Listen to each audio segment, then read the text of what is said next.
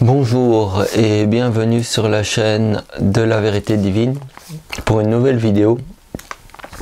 Aujourd'hui je vais vous parler des addictions.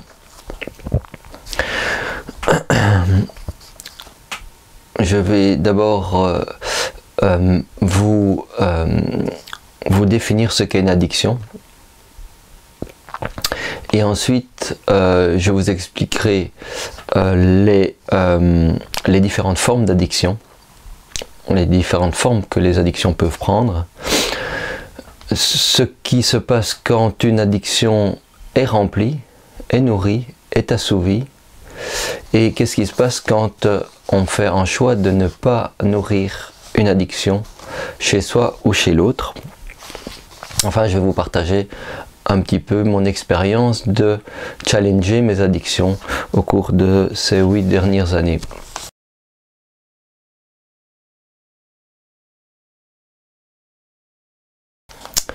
Alors avant de commencer de vous définir les addictions, je voudrais vous expliquer pourquoi les addictions, cette vidéo sur les addictions est probablement la vidéo la plus importante que j'ai jamais fait et la plus importante que je ferai à tout jamais, dans le sens où les addictions, lorsqu'elles sont engagées, nourries et assouvies, sont la cause, et je pèse bien mes mots, sont la cause de la souffrance que nous voyons sur la terre, de la destruction de la terre, la cause des maladies, la cause des relations ruinées et des relations difficiles dans les couples et des relations qui ne fonctionnent pas, la cause de toute la souffrance et la cause de la mort. Autrement dit, il est indispensable de comprendre que les mécanismes que nous avons à engager des addictions et donc d'arrêter de les assouvir, de les engager, d'arrêter de demander au monde qu'on assouvit nos addictions et d'arrêter d'assouvir les addictions des autres, si on veut un jour changer et avoir une vie heureuse et épanouie et vivre dans une société heureuse et épanouie.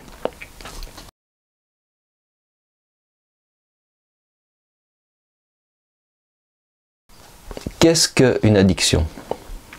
Une addiction, en quelque sorte, c'est une demande qu'on a sur le monde de nous donner une émotion qui va nous permettre d'éviter de ressentir les propres trous émotionnels, la propre douleur, souffrance émotionnelle qui se trouve à l'intérieur de nous-mêmes, à l'intérieur de notre âme.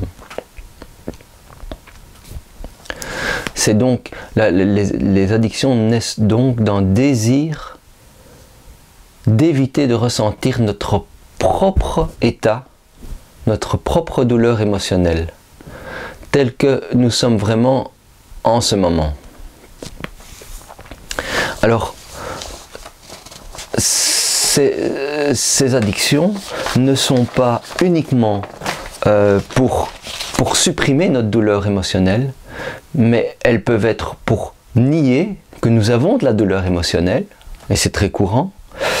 Elles peuvent être pour résister à la douleur émotionnelle que nous avons en nous, ou elles peuvent être dans le but de substituer notre douleur émotionnelle à une autre émotion.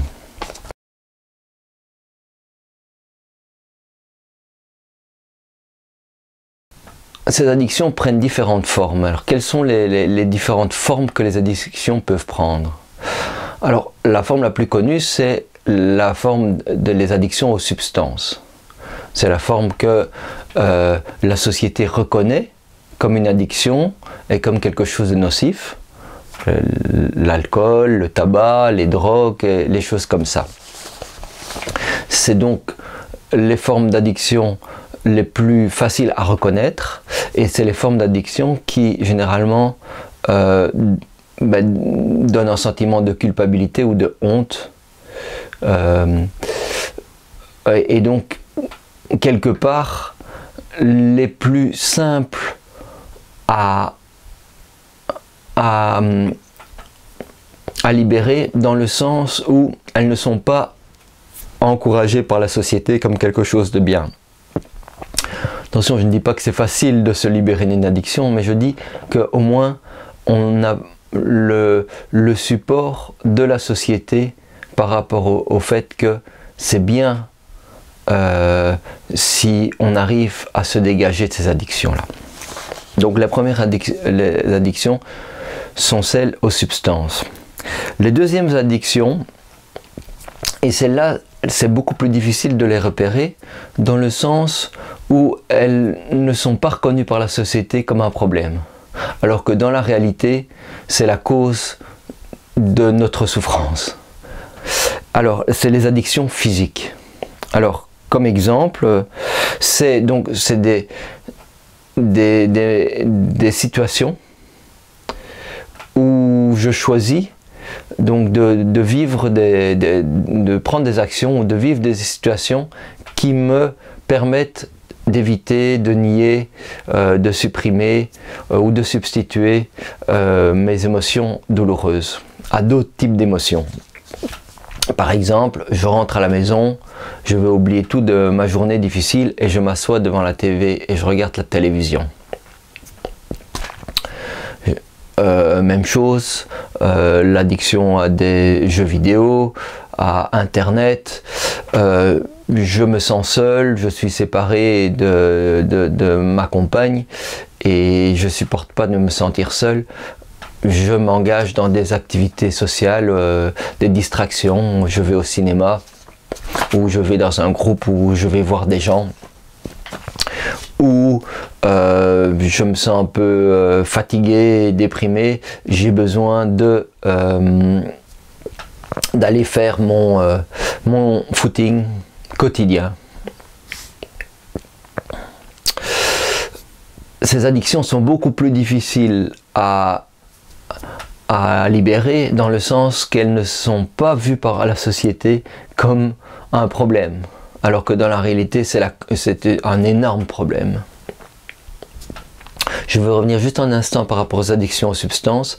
Il y a des addictions aux substances qui sont aussi très difficiles à libérer parce qu'elles ne sont pas reconnues par la société comme un problème. Et par exemple, addiction au café ou addiction au chocolat, addiction au thé et des choses comme ça, c'est un moyen de se déconnecter, de ressentir la souffrance qu'il y a en nous.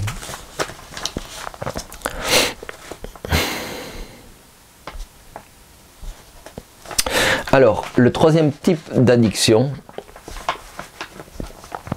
est probablement le plus difficile à identifier et à libérer, dans le sens où ce n'est non seulement pas reconnu comme un problème par la société, mais en plus c'est valorisé comme de l'amour, comme quelque chose de bien, et ce sont les addictions émotionnelles. Donc ce sont toutes les situations où je demande au monde extérieur de me faire ressentir une émotion pour me sentir bien, afin d'éviter de sentir l'émotion en moi de malaise ou de mal-être. Donc par exemple, je sens que j'ai de la valeur en tant qu'homme, personnellement, uniquement quand une femme projette sur moi un désir sexuel, qu'elle me désire. C'est mon cas personnel, de me sentir, si je me sens pas désiré, si je me sens pas spécial, qu'une femme projette que je suis spécial, j'ai l'impression que je n'ai aucune valeur. Et si je reçois cette addiction, si cette addiction est nourrie, elle remplit mon trou béant émotionnel de manque de valeur. Et dans ce cas-là, je suis prêt à nourrir toutes sortes d'addictions chez la femme, parce que c'est ma définition de l'amour que cette femme m'aime, et moi je vais lui remplir, je vais lui nourrir tous ces trous émotionnels dans la mesure de mes possibilités, et je considère que c'est de l'amour. Je vais reconstruire une relation addictive telle que ma mère m'a appris la définition de l'amour, qui est une fausse définition de l'amour. C'est donc une situation qui est valorisée dans la société comme une relation où on sent qu'on est aimé, on se sent bien avec l'autre personne, on a besoin de l'autre personne pour se sentir bien. Mais en réalité, c'est une relation destructive qui empêche toute relation d'amour et relation durable et positive, et qui est la source de tous les problèmes relationnels dans cet exemple-là.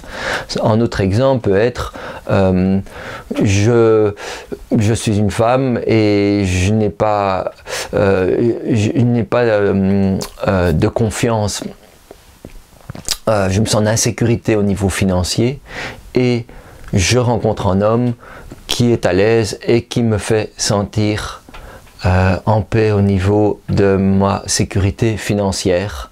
En échange, je vais remplir les attentes de cet homme qui a l'attente, par exemple, que je fasse la cuisine, le ménage, je m'occupe des enfants, de la même manière que la maman de cet homme lui a appris que l'amour était, c'est-à-dire s'occuper des choses physiques pour lui.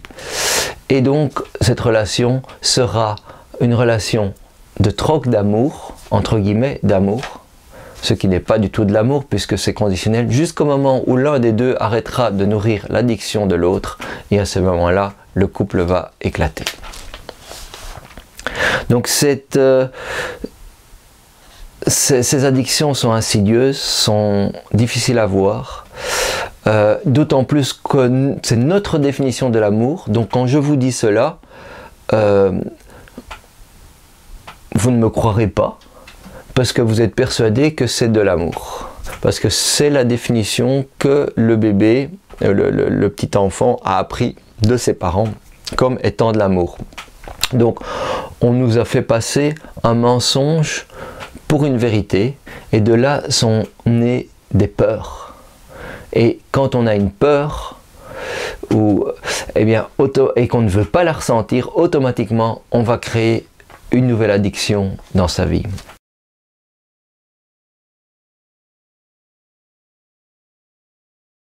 Comment repérer une addiction? Bien, c'est très facile. Une addiction, quand elle n'est pas assouvie ou nourrie, directement nous sommes en colère. Et quand je dis colère, il y a tout un degré possible de gradation. Ça peut être une légère frustration jusqu'à une rage et une haine totale, avec toutes les échelles intermédiaires. Je prends un exemple, j'ai l'habitude de rentrer du boulot et d'avoir ma petite bière pour me soulager, ou d'allumer le poste de télévision. La télévision est en panne, ou il n'y a pas de bière dans le frigo. Chérie, t'as encore oublié d'acheter la bière, ou putain de TV qu'il y a. Et donc automatiquement je me sens mal. Il y a cette sorte de compulsion, ce besoin, ce désir d'éviter à tout prix de ressentir la douleur qu'il y a à l'intérieur de moi, qui n'est pas assouvi. Il y a la colère qui vient.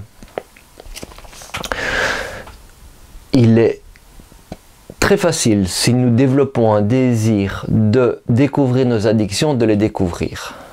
Le problème, c'est que nous avons appris que c'est de l'amour et que tout va bien, et nous ne le faisons pas. Mais je vous rappelle que tant que nous ne le faisons pas, la conséquence de nourrir nos addictions et les addictions des autres est la destruction de notre âme, qui aboutit à coup sûr à mourir dans la souffrance, comme la plupart des gens, et à passer dans le monde spirituel, dans un état de condition de grande souffrance, qu'on appelle les enfers, parce qu'on est tout à fait en désharmonie avec l'amour dans ses relations de sa vie, vu qu'on fait du trop conditionnel et qu'on a choisi toute sa vie d'éviter de s'aimer, de ressentir soi-même tel qu'on est vraiment et d'éviter d'être honnête par rapport aux autres. Donc on a utilisé les autres pour éviter de ressentir notre douleur et on a fait de même chez les autres en échange.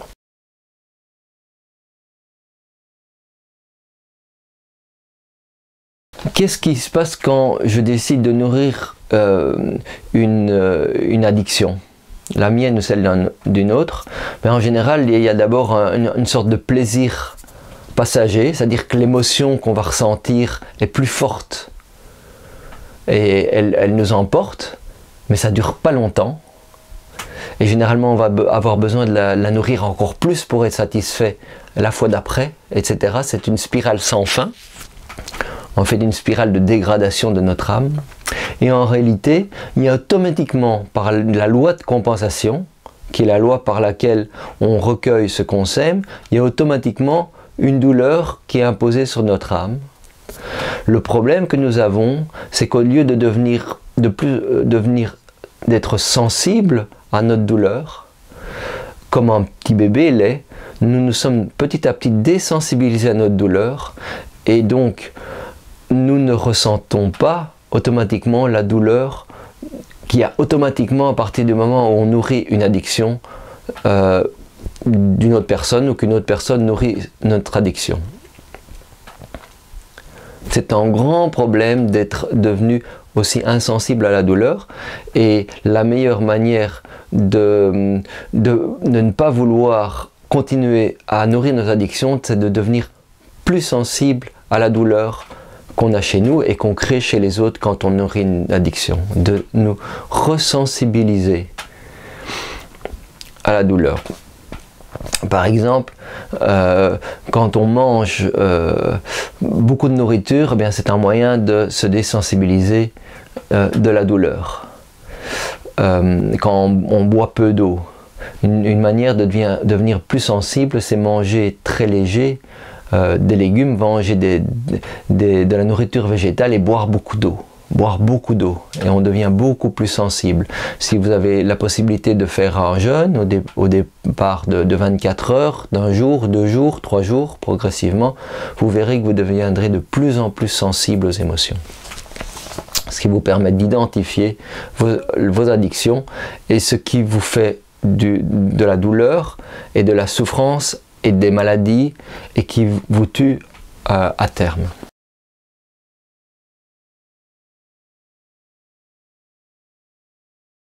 Dernière chose, qu'est-ce qui se passe quand je ne nourris pas une addiction? Donc nous pouvons développer un désir d'aimer comme Dieu a défini l'amour, c'est-à-dire sans attente en retour, d'être sincère sur ce qu'il y a en nous, donc développer un désir de voir la vérité en nous et de ne pas vivre en mensonge et une façade, et d'aimer inconditionnellement, de ne pas nourrir les addictions des autres, même si les autres se fâchent, parce que ça c'est réellement de l'amour, même si ce n'est pas la définition d'amour de l'autre ou de la société. De choisir de ne pas nourrir ses propres addictions. Donc je ne me sens pas bien à un moment, je suis mal, je me sens triste, je me sens seul, j'ai envie d'engager une addiction, d'aller sur internet ou de m'empiffrer de sucreries.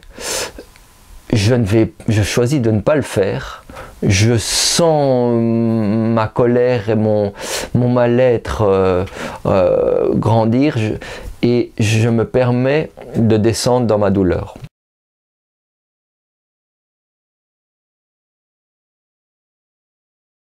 Alors pour terminer, je voudrais juste brièvement partager, je ne vais pas aller dans les détails de mon expérience personnelle de 7-8 ans de challenger mes addictions, parce que je pense que ça pourrait être le sujet d'une autre vidéo.